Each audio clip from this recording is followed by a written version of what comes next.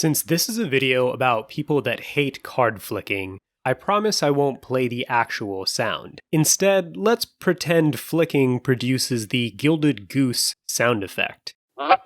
Cool? Okay, start the music.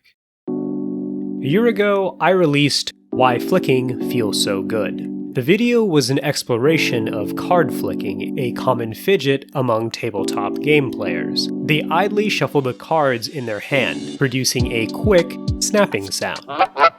The video investigated flicking from the perspective of research into autism. Fidgeting may have a purpose. According to neuroscience research, it could combat perceptual overstimulation. Of course, not all fidgeters are autistic. I chose the perspective of autism because researchers prioritize behaviors when medicalized as abnormal. Understanding autistic behavior is understanding human behavior. The video was generally popular. One commenter called me the NPR of magic, the highest compliment you can give a millennial. But some comments were less positive, not about the video, but about flicking itself. I hate this so much. I abhor flicking. It's annoying to the nth degree. Good Lord, no. Absolutely no. This got me interested. A handful of people, all with a strong aversion to card flicking? Another comment named the phenomenon misophonia. Misophonia translates to sound hatred. First formally identified by doctors Pavel and Margaret Yastreboff, misophonia is an unusually strong negative reaction to innocuous stimuli, usually sound. People typically react to one or two specific triggers, like chewing or nail clipping, hence the official name, Select Sound Sensitivity Syndrome. This episode is a deep dive into why people hate the sound of flicking. We'll investigate the state of misophonia research and provide some thoughtful critique of my previous video. Go get your noise-canceling headphones because it's time to search your library. I just learned about misophonia in the last few months, so to help me make this video, I reached out to someone with a lot more expertise. My name is Heather Hansen. I am currently a postdoctoral researcher at the Montreal Neurological Institute. I received my PhD in cognitive psychology, where I studied primarily this condition called misophonia. Part of my work is arguing that there is more than just oral nasal sounds, that if we focus on just this category, we're missing out on a huge part of what misophonia is. In addition to being a neuroscientist, Dr. Hansen has misophonia herself, which she'll reference in our discussion. To get something out of the way, misophonia is not just disliking a sound. These are strong feelings of rage or anxiety with physiological changes like high heart rates and sweating. They tend to worsen with more exposure, especially if you develop additional feelings of shame or guilt. And like most conditions, it's not binary.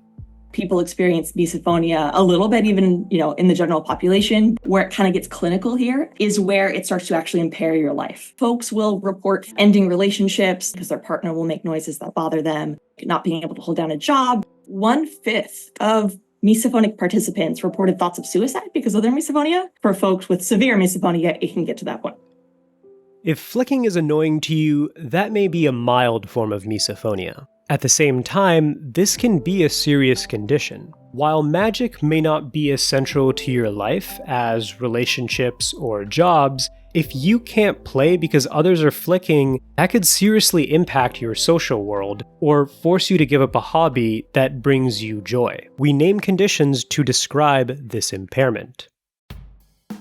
I sought out Dr. Hansen because her work explores non-oronasal triggers. When you look up misophonia, most of the articles are about chewing or sniffling, but evidence suggests that it can be any sound. Basketball dribbling, rainfall, or potentially flicking.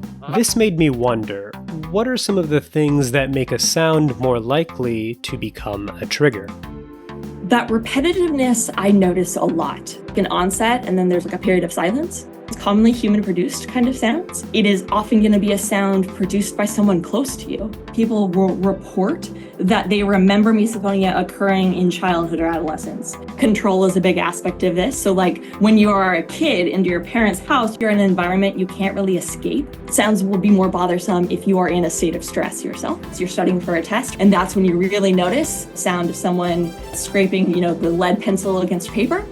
Flicking checks many of those boxes. It's repetitive, it's man-made. We usually hear it in a stressful situation you can't easily leave, like a high-stakes tournament where you can't just walk away from a game. And many players first experience it in their teens. It's right on the front of every booster. This sounds like a perfect storm. Let's move on from triggers into the brain mechanisms at work. As Dr. Hansen explains, our current understanding is still an incomplete picture. The insula is a region that helps to alert your attention. It is involved in emotion regulation. It does a lot of different things. This region activates more during a triggering sound compared to both when that person with misophonia is listening to sounds they're fine with, or generally averse, but also compared to when someone without misophonia is listening to a triggering sound. And so in some of my own work, I have also shown that this region is connected differently in misophonia. Even in the absence of sound, there are more connections between the insula and various brain regions, like some auditory cortex. So there is part of auditory cortex that does basic low-level understanding of physical properties of a sound, but that part of the brain isn't different in misophonia.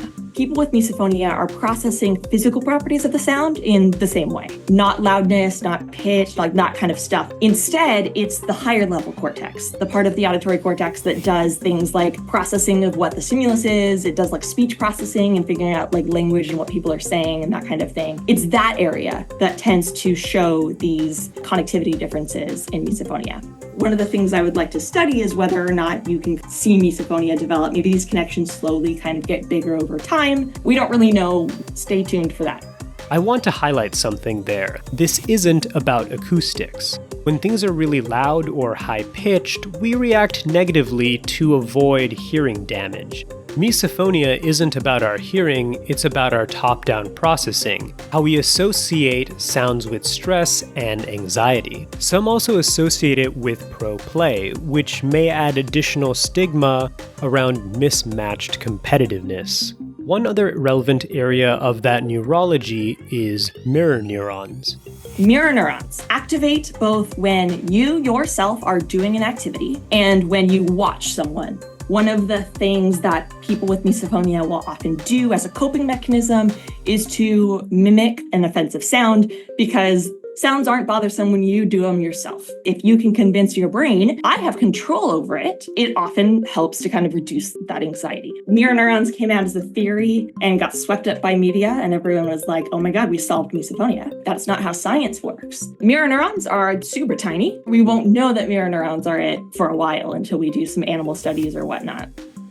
Again, we see two themes emerge here. One, misophonia is a disorder of top-down processing. And two, research in the field is still very new. Mimicking does explain a phenomenon I've noticed. A lot of people flick, yet hate when others do so. There's another element that ties this all together. Misophonia is comorbid with autism. For example, media portrayals of autism often highlight an aversion to chewing, which creates a conundrum. What do you do when someone needs to fidget, but another person has a misophonic reaction to that fidgeting? At the end of my last video, I encouraged people to flick if it helps them overcome overstimulation. This was naive. In disability advocacy, there's this concept of universal design.